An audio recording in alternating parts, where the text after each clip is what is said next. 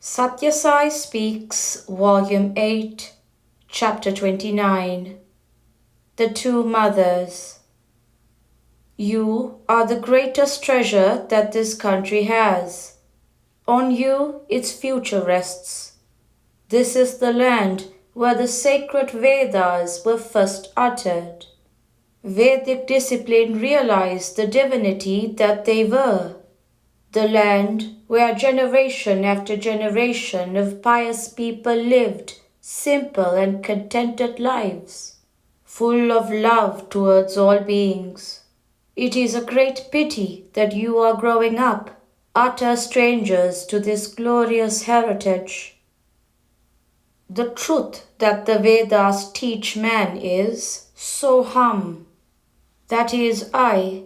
The principle that is immanent in the universe is the same principle that is immanent in me too.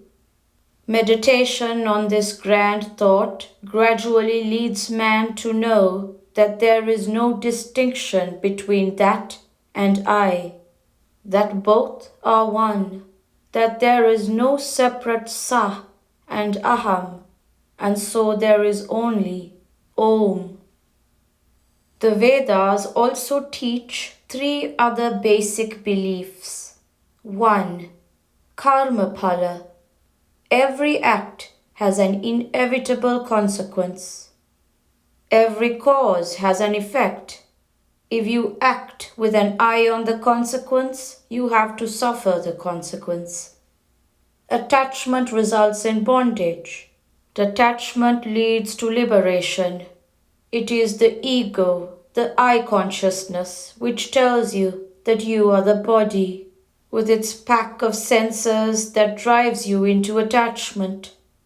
Be vigilant that it does not lead you into desires that are harmful.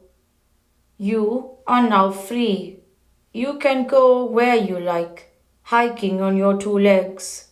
When you marry, you become quadruped, and when you have a child, you develop two legs more. Thus, you grow into a centipede and start crawling. Attachment makes you burdened and bound. The mind is the source of all desire, so try to acquire not diamond, but mind. Let all desires for sense objects die, or concentrate all desires on God. Surrender all desires to Him. Surrender all instincts, impulses, attachments to Him. In the Gita, Krishna has assured, when you surrender everything to me, your welfare and happiness become my responsibility. Start with faith. Only then can knowledge grow. The other two doctrines are 2. Punarjanma, rebirth according to karma phala, result of action, and 3. The unique birth of the Lord as avatar to save humanity from the fall. You must start with faith. Only then can knowledge grow. Have faith in the book and start studying it. Only then will you get knowledge out of it. Without getting into water, you cannot learn the art of swimming. You will get the proof you need only when you approach with humility and faith. Always be cheerful and sprightly. Ups and downs will always be there on the road of life. Pleasant or unpleasant, take all changes alike with fortitude. In the sky of your heart, dark, thick clouds of desire and doubt hide out the brilliance of the sun of buddhi, intellect. But they are only clouds, they will pass away. Develop a strong character. Reason will blow the wind which will drive off the clouds.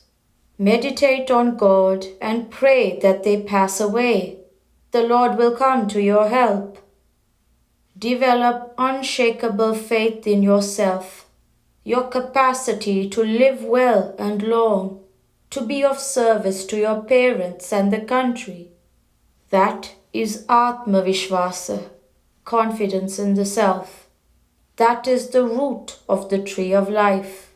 The tree yields the fruit, but the sweetness of the fruit depends on the sweetness of character.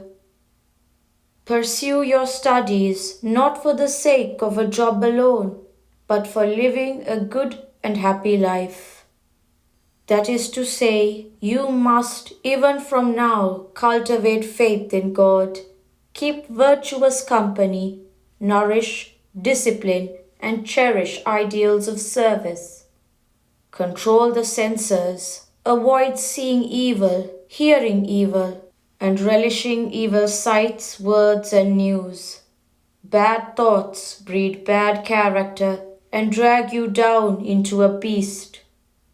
Those whom we now adore for their exemplary lives have been boys and young men like you. They did not neglect during their youth the development of their moral fiber and qualities of sympathy and service. You too should not neglect these. Students should earn the trust of people. Vidyarthi, student, means a person engaged in study, one who aspires to acquire vidya, but vidyarthis have now become vishyarthis, those who aspire to acquire sense pleasures and sense objects. Vidya, study, is becoming shunya, zero, since students are kept busy with things other than study. Not all are bad, but the entire student community has to bear the blame when a few among them are drawn into wrong ways. Nowadays, students do not enjoy the confidence and trust of the people. In the olden days, when ladies or old people or sick persons had to travel in the train without any escort or help, when they found even a single student in the compartment, they felt happy and relieved, for they said, "We have a student traveling with us. He will take good care of us. He will tell us where to get down. He will get for us what we need." But today, the presence of a student is not welcomed. What a fall this is! How sad and unfortunate! Bad guidance from parents and teachers and the so-called leaders of the land. Bad company at school and college, reading bad books, and craving to see films are all responsible for the damage done to the pure-hearted, blemishless youth of this great country. Students have a natural reverence for the parent, the teacher, and the leader, but when these do not set good examples, when the teacher stoops to borrow a cigarette from the student, how can reverence persist? Curb the craving to be fashionable. Do not worry at the faults of others. Try to look into your own and correct them. For the disease from which you suffer, the drug must be taken only by you. If you are not at fault, never bother about what others may say, but first examine your behavior and see that it is not above criticism. Grow straight, do not grow crooked. Do not read trash and attend bad films. They warp character and extol violence and wickedness. Spend the money you have on good food instead. Develop good habits, doing bhajan, group singing, practicing asanas, yogic postures, meditation, silence. These will give you peace and joy, a clear brain and concentration. They will discipline the wayward mind. Curb your craving for being fashionable. You do not know how much your parents have to sacrifice to cater to your tastes. They often borrow money so that you can adopt the latest in dress or equipment. And later they are harassed by the money lenders. Be content, Learn contentment. There is no wealth like contentment.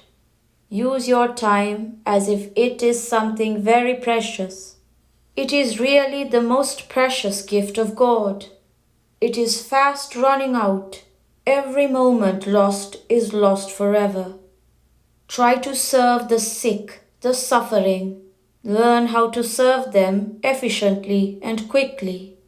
Move about always with a smile on your face. Do not make the smile a cynical grin or a laugh of merriment. No one should feel hurt by that smile. Everyone should feel happy, should catch the infection of joy. Equanimity is the real state of samadhi. Try to have restraint and moderation in everything. Food, recreation, talk, etc. Have neither too much freedom nor too much restraint or regimentation. Revere your parents. They have gifted this body to you. They are your immediate and visible gods. Be grateful to your mother who nourished you with her own blood and bore pangs for your sake, and poured out her heart and love to you. Serving and worshipping the parents is really service and worship of God. For Sri Rama, the command of the Father was as potent as divine command. At 7 o'clock in the morning, Rama was to be crowned emperor. He walked towards the throne to receive the crown and the homage. At 6:55, he was asked to walk into the forest, an exile for 14 years. He walked away as joyfully as he walked towards the throne. He had the same equanimity whether it was this or that. His reward was the joy that he had followed the command of his father. That equanimity is the real state of samadhi. Samadhi, equal awareness, undisturbed reaction to both pleasure and pain.